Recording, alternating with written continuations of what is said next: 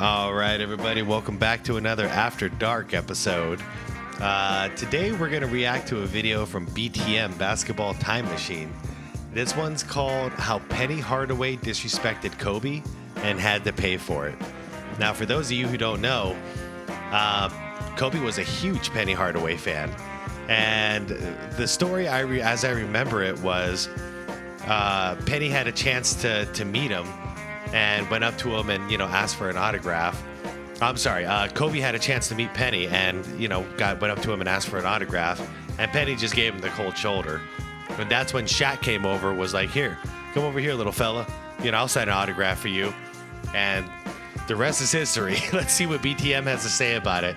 As always, I'm going to link the original BTM video down below in the description. If you want to watch it without my commentary, go right ahead. Everybody else, please leave this video a like. It really helps out the channel, and I appreciate it every time. All right, guys, settle in, relax. Let's enjoy this story. Together for sure. There was some jealousy there because I felt like that should have been me and Shaq. I bet. Hey guys, this is Dominique Wilkins. Hey, this is Sean Kemp. This is Gary Payton. Hey, this is Pau Gasol. NBA fans, what's up? This is Vince Carter here. Hey, what's up? This is Matt Barnes. If you're an old school NBA fan like I am, make sure you check out the Basketball Time Machine with my man Sean David. Hey guys, how's it going? Welcome back to the Basketball Time Machine. My name is Sean Davis. What up, Sean? And I would say, let's talk some old school NBA basketball. That's my favorite. Now, back in the 1990s, obviously we had so many great players that sometimes you kind of I don't want to say overlook, but you don't give the right people the amount of respect that they deserve. And one of those players is Penny Hardaway. We all know that he was this star back in the days, but I think that many people kind of forget that he was a special type of player. Shaq remembers, but there are also some other legends who kind of don't give him the respect. Anyway, in today's episode, I noticed a lot of people don't give him the respect he deserves. I did a video on him. I reacted to a video on him a while back. First of all, it got like maybe 200 views, but then the comments that rolled in, like 50% of the comments were bashing Penny, and I was just shocked. It's like everybody forgot how good this kid was. I know he suffered from injuries and that played a huge factor, but if you saw him in Orlando when he was young and healthy, dude, he was shaping up to be one of the best basketball players I've ever seen. I want to talk about how Penny Hardaway kind of disrespected Kobe Bryant and what happened after that. But before we start with that, let me ask you guys for a small favor. If you like the show, please subscribe to the channel and like the video if you enjoy the content. Yep, subscribe to BTM. It's good stuff. It's always good stuff.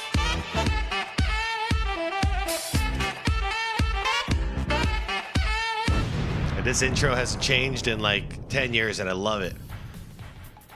Now, the crazy thing is, because of the great rivalries that we had back in the 1990s, sometimes you don't realize that there were also some players who had their thing going on, and it was Kobe and it was Penny Hardaway. And when you really think about it, wow, those great, incredible players with those unique skill sets, that they actually had something going on? Interesting. Well, let's rewind it back. And let's take a look at the story. Penny wasn't as good as Kobe. Like, let's be honest. Penny was not going to be a top three Penny player. got injured. Penny had knees. Oh, you sure about that? So you say Penny could have been a top three player of all time because that's what Kobe is. Yes. If he didn't get injured, yes. Well, hold on. Penny came in like that. Penny was a dog. Hold on. Penny came in like that. It took Kobe maybe 2.5 years to get to that level. Penny came in, he was already like that. Yeah, he was, as a rookie. We went to the finals. Penny was cold, and that's why I always tell people, he was Kobe before Kobe. People give me flack like that, say he couldn't have turned out, but if he wouldn't have got injured, he'd definitely be up there. Definitely. I dare to say it because, we all say Kobe before Kobe, but I don't think that credits his play style. Penny and Shaq, if Shaq didn't leave and then Penny didn't get injured and all this what ifs, but if Shaq didn't leave, that was a better duo for Shaq, because as we've seen here on this channel, a lot of the biggest problems between Shaq and Kobe was the fact that Kobe was a shoot first player, and when you got a guy like Shaq in his prime, you need a pass first player, and that's exactly what Penny was. Penny didn't care, about his scoring numbers that much. He'd still get you like 20, but he'd be feeding the big man all the time. And it always makes you wonder if Shaq regrets it, because that was the perfect duo for him. That was the perfect, Batman and Robin situation, because there was no conflict. But Shaq, of course, created some conflict in there, unfortunately. Hey, Penny was a cold cat. I can share one story about Penny and Kobe. So I played against Kobe's father in Italy. Okay. And that's when I first met him. He was about 10 years old. And I didn't see him from that year that I played in Italy. I didn't see him again until he was a junior in high school. Wow.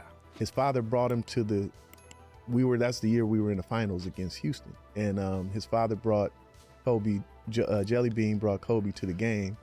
And now I'm looking at him, he's 6'6", same height as me. And he's telling me, man, I'm thinking about coming straight into the NBA out of the 11th grade. Yeah. Wow. And so I hadn't seen him, followed him or whatever, but I'm like, man, this dude crazy. talking about he's going to jump to the NBA in the 11th grade. I remember now he looked up to Penny. Yeah. Shaq was really nice to me, actually. When I met him when I was like 15 years old. He was really, really nice to me. Penny, not so much. I kind of carried that with me. What most people don't know is our story goes back when I met you in Orlando. Right. You guys were playing the Pacers in the playoffs in '94, and I came to a game, and Penny back then was my role model, and I looked up to him quite a bit. I asked to take a picture with him. He kind of brushed me off.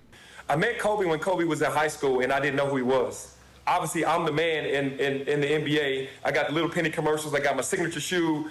I'm on top of the world on first team All-NBA. And he came to me after a Sixers game and asked me what he should do on going to the draft. And, man, I didn't know. I had never known who Kobe was. And I felt so bad afterwards because he asked me, should he go? And I was like, he was like, should I go? And I said, I don't know, young fella. You might need to go ahead and go to college. This is Kobe Bryant. And he was like, they're telling me I'm going to be lottery. I said, if they're telling you you're going to be lottery, dog, then you should go. I changed that because I didn't know who he was. So the next year, I see his press conference that he's going to college and going to enter the draft. At that time, Magic Johnson used to have his Magic's Midsummer Nights. That little event out here in L.A. Right. Charity game and all of that, right? All the Baron parties. Davis took over. Right, Baron and Pete Pierce took that over. Yeah. So all the guys, and all the big stars would come out and play in that. So Penny was playing in it, and Magic put Kobe. Kobe was just getting ready to come into the league, put him on the other team. Mm-hmm. So, in the All-Star game and, in a charity game like that, everybody just having a good time, putting on a show for the fans. Kobe was going at Penny's rack. Yeah. Oh, he yeah. took it serious. Yeah. I could totally imagine Kobe doing this. He was disrespected, and now he's out to prove it to Penny. He took it serious, and he was talking crazy, and so Penny was like, kind of like, damn, okay. So I remember he circled the calendar the following season. When he came back to training camp, he was like, I can't wait till we play the Lakers. I'm gonna go at that young boy. Yeah. He tried to embarrass me at Magic's thing when we was all trying to take it easy. Yeah. And when we played him, Kobe wasn't playing, so he didn't get a chance to really go at him. But it just was, that was Kobe's mentality. Whether we were playing Jordan, anybody else who was supposed to be that guy, he was gonna test you and try to get a piece of you. And a couple years later, he's in the league. He never forgot that conversation. He remembered that day in Philly, and I just didn't take it like he did, obviously. But all he needs is a little something to just get that momentum going on. I'm getting you back. You didn't believe in me. You didn't know me. To shoot. Bryant gets it away before the buzzer and hits. You can see the Magic's game plan right now. They're having Horace Grant double team. Bryant got back ahead of the field, and Harper found it. Well, long shots are long. Light of the crowd at the arena. Penny working on Kobe. Knight up. Anderson on Bryant. Don't mess with him. Penny. Anderson is on Bryant. Jumper over him is good. Oh, man. I love this stuff. Look much past today. Bob, that is just such a great point. You see Kobe pull up and hit the shot, and you start thinking about what might be. And things are so fragile today. You got to take the Greek Shaq, who blew him off, completely ignored him. Bryant at the other end hits the pull-up three. Well, you know what happens, Bob, in that situation? Penny was here, and he knew that when Shaq left, they had no chance to win a championship, and I'm sure his feelings were hurt. And here's Kobe on the move. Foul line jumper. And the Magic might be thinking timeout. They are. You're going to see sort of a half-court effort there by Penny. Chuck Daly did not like that as he saw the wide-open jump shot by, once again, Kobe Bryant. So Lakers trying to make a move here in the third. And Bryant has been hot since the break. The lead is down to 12. Nick Anderson at the other end. Back calling for the ball. Instead, it's Kobe. 10-point game. Damn, man. I don't remember this game. I'm enjoying this. Involved right now. It hasn't been let's just run down the floor and drop it into Shaq. Everybody's involved right now. This is when the Lakers really are at their best. They've got a 2-on-1. Bryant's back. It's a 4-point game. Yep. He's mad at Penny, all right. The Lakers have now made. Here's Hardaway off the wing to the hoop. That's what you got to do. Keep the attack. Of the afternoon. Kobe hits a pull-up three. And what do you know? This is a 4-point game. After a slow start. You notice one thing, though? We don't see Kobe passing into Shaq in these clips. Where is Shaq even? Is he here? Kobe has 23. You think confidence is not amazing in this game? He came out in Yeah. There he is, down low. Because if this was, Orlando, Penny and Shaq, that's what, like, the majority of these highlights would be. Penny feeding Shaq and Shaq slamming it down. First couple shots in the third quarter, and have been rolling since. Fisher with the lob to Kobe. Orlando, which led by 24 late in the second, by 20 at the half. Wow.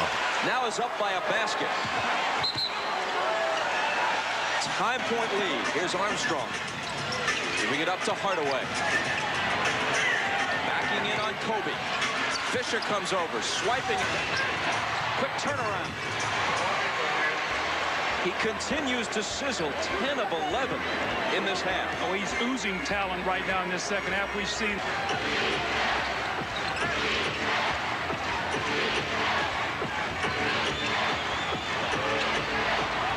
Five on the shot clock. Kobe feeling it. Tie game.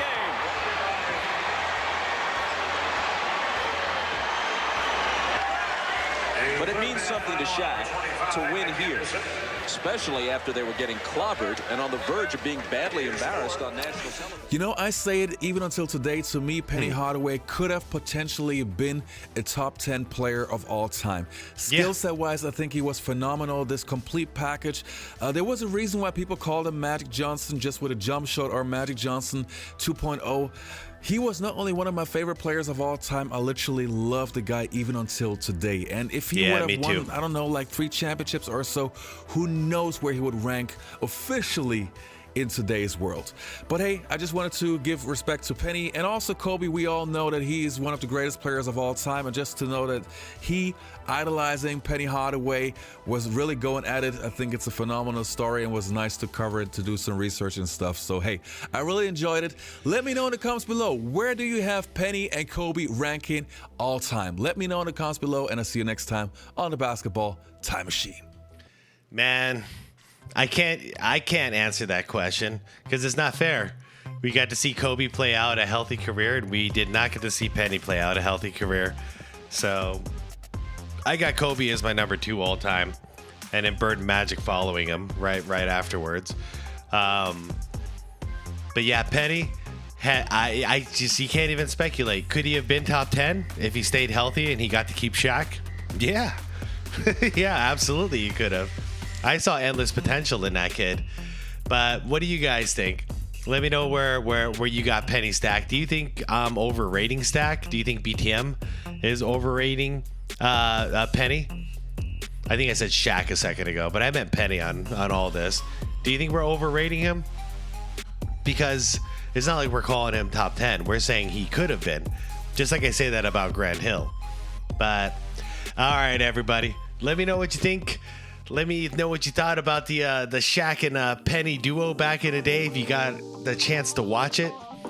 And, yeah, you guys have a safe night. You know, be good to your peeps and have a wonderful night. Peace out, everybody.